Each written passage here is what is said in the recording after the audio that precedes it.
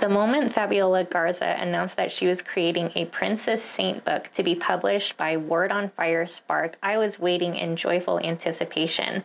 Once upon a time, I wanted to be a Disney artist, and that's what Fabiola actually gets to do for her day-to-day job.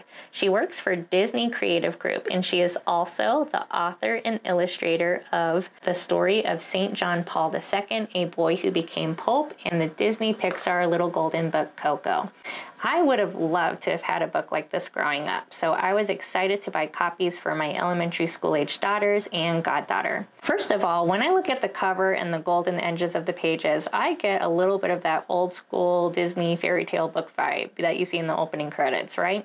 It's a lovely pink hardback book with gold embossing, flowers, and the 6 saints who we will be introduced to: Joan, Bakita, Kateri, Narcissa, Lucy, and Therese.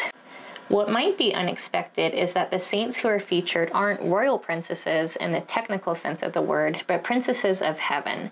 As the book says at the beginning, every girl is a princess, and there is no princess more beautiful than one who lives for God. I think it is so important to give our children beautiful books that share the faith in accessible ways. This book truly is beautiful.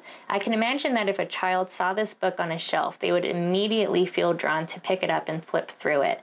The colors are lovely, the illustrations are very engaging for children. I was so impressed by the attention to detail. The flowers serve as a motif throughout the stories of each saint.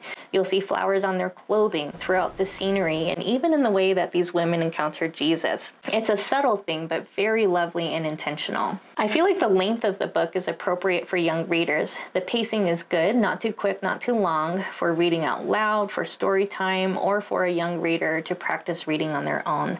I liked the mix of saints as well. I was familiar with Joan, Bakita, Kateri, and Therese, but did not know about Narcissa or Lucy.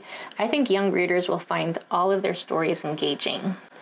If Fabiola wrote another installment, I would definitely purchase a copy. Her book can be found on Word on Fire's website as well as on Amazon. If you enjoyed this video and would like to learn more about Catholic books for kids, I'll leave a video right here for you to enjoy.